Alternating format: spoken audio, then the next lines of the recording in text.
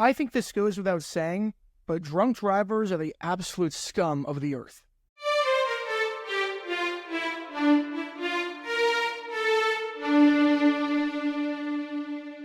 Welcome everybody to JG9 News, where we talk all things NFL all the time. I'm Jarragair9, representing the 904 from the 602, and today we are talking a week later about the tragedy involving the man who got drafted by this team behind me right here. Khyree Jackson, the former Oregon cornerback, the fourth-round pick that the Vikings had, was apparently having a really good minicamp and was in contention to get a starting cornerback spot on the Vikings, but that is obviously the furthest thing from anyone's mind right now, because a week ago, Khyree Jackson died at the age of 24 years old, dead at the scene in a car crash. Now, he was the passenger in the car. The other driver was trying to change lanes at a high speed and was drunk. She was fine, but Jackson's car, the car that he was in, struck multiple tree stumps. The driver of Jackson's car was sober. There was another passenger in the car that presumably was sober. I don't know what their status was, but they were innocent bystanders in all of this. Khyree Jackson dead at the hands of a drunk driver through no fault of his own. The world can be an absolutely cruel, cruel place sometimes. It can be an absolutely cruel place. Life is not fair. Khyree Jackson had his whole life in front of him. He had his dream realized of making it in the NFL, and then this happens through no fault of his own. Again, he was a passenger. He was not drunk. The driver of his car was not drunk. They were dead at the hands of a drunk driver. I have no sympathy whatsoever for drunk drivers, and I want to make that very clear before going any further in this story. A car is a 2-ton weapon. It is not a toy. It is a weapon. It has a lot of benefits, but at the end of the day, a car is a weapon if you use it in a destructive manner.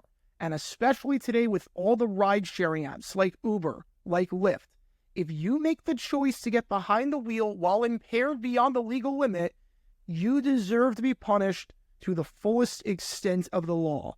And especially if you kill someone, you deserve to rot. I have no sympathy whatsoever for drunk drivers. I think that goes without saying. And the fact that Khyree Jackson, a man with his whole life in front of him, dead at the age of 24, younger than I am, already dead because of a drunk driver, is just sickening. It is absolutely sickening. Now, a lot of people have talked about the Khyree Jackson death already. There's not really too much to add in that regard, so that's not the purpose of this video. What I want to talk about with this video is a possible change to the NFL draft as a result of this, because the Minnesota Vikings spent their fourth-round pick on Khyree Jackson, and obviously, he is never going to play a single game for them. He is never going to participate in training camp. He is never going to wear the uniform. And it's obviously not the Vikings' fault that this happened to them. Obviously, this is completely unforeseeable that a healthy individual died in a drunk driving incident through no fault of his own.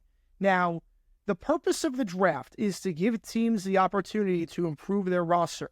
And the Vikings were basically denied that opportunity after the man's death. For some perspective, the Vikings drafted Dallas Turner with the 17th pick. The next pick that they had in the 2024 NFL draft with a player who will be alive was all the way in round 6 with pick number 177. The reasoning behind what I'm about to say is that it's obviously not the Vikings' fault that one of their draft picks died before he ever participated in training camp or ever suited up for them. I don't want to say they just wasted a pick on a player who will never suit up for them because he's dead, because that is heartless. It's obviously not what I mean. But at the end of the day, the purpose of making a draft pick is you want that player to contribute, and Khyree Jackson is never going to be able to contribute for the Vikings or have an opportunity to contribute with the Vikings. And we get evaluations wrong as scouts all the time. It's the chance you take with the draft. But something unforeseeable like this, where there's no ambiguity whatsoever, feels very, very wrong. It's not like you can say in a situation where you sign a player for the NFL draft and he ends up being terrible. Well, they didn't know about this beforehand, and that's their fault. And the guy gets cut before ever making it onto the 53-man roster, or something happens with their injury, and that's just a part of the game. Khyree Jackson was alive before the draft and is no longer alive. And I think of it like any other job. You want to bring someone on for an interview, let's say, because you want to fill a new position. You like the candidate a lot, you give them the job, and before their first day, they get into a car crash and die. You don't just leave the position vacant.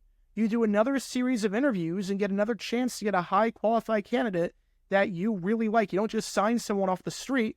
You conduct another series of interviews and get another person. This is all to say that I think there should be an exception in the NFL draft if one of your players that you draft dies before ever suiting up for you guys. It's almost like how MLB has a rule in their draft where if you don't sign your player in the first or the second round, you get an extra draft pick the following year in that slot +1. Now, there is an obvious and morbid loophole that you might be thinking of with this situation as it stands right now. Let's say you're a team, you can't trade away your draft pick, no one wants the pick. You're a good team. You think it's highly unlikely that anyone you draft right now will make the team. Or let's say it's a very weak class, you don't like the current crop of players. So let's say they have a rule like this, you draft a player who you know is on the verge of dying and has some sort of medical history that you think he could potentially die before training camp.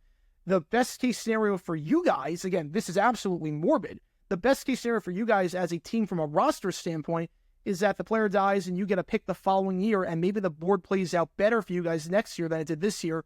The worst case scenario is that the guy doesn't make the roster, no harm done, because at the end of the day, if the guy doesn't make the roster, the guy that you were going to draft in the 7th round probably wouldn't make the roster anyways. So you have to make the language very, very specific and tailor it to something like what happened with Khyree Jackson, where it was a completely unforeseeable event, and it was a player that was projected to go super high, like the 4th round.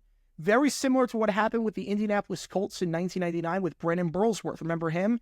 The offensive lineman, the 3rd-round pick, who was killed in a car accident 11 days after getting drafted. So what I did is I looked at the NFL CBA, I looked at all the language in it, and I decided to create what I think should happen for the 2025 NFL Draft and going forward.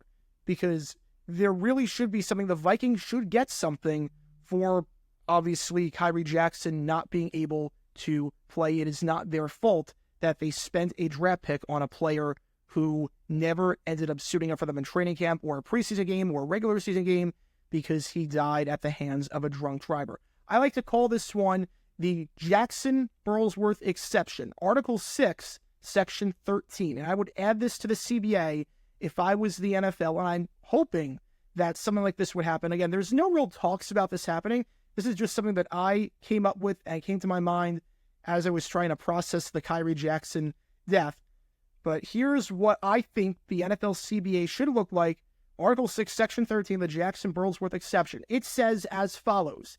If a player is drafted by a club in an initial draft, so the NFL draft that we all know, and A, was invited to participate in the NFL Combine, and B, dies prior to the club's first day of training camp, the club will receive an additional draft pick in the subsequent draft at the end of the round where the player was drafted. Said pick will not count against the compensatory formula as set forth in Appendix 5, which is basically the compensatory pick formula appendix. It tells you how everything's calculated, how they do the 32 compensatory picks for each NFL draft. So this closes the loophole, the obvious and morbid loophole that I put in. The player had to be good. The player had to be reasonably assumed to get drafted like Khyree Jackson was. If you're invited to participate in the NFL Combine, that is the NFL saying, we think you're good, we think you have a shot at making it in the NFL, we think you are going to get drafted. So that is how you close that loophole. The player in question had to be invited to the Combine and then obviously dies prior to the club's first day of training camp, whenever that day is. That would apply for Khyree Jackson. And what this means is that under this rule that I created, the Minnesota Vikings would get a draft pick at the end of the 4th round in 2025. It does not impact the 32 compensatory picks. It does not mean that there's only going to be 31 compensatory picks. It just means that you have your regular draft with 7 rounds and you have 32 compensatory picks, and then you have the Minnesota Vikings getting an extra pick in the 4th round because they lost Khyree Jackson before he was ever able to play for them due to his death. This would not apply for any player who refuses to sign with the team.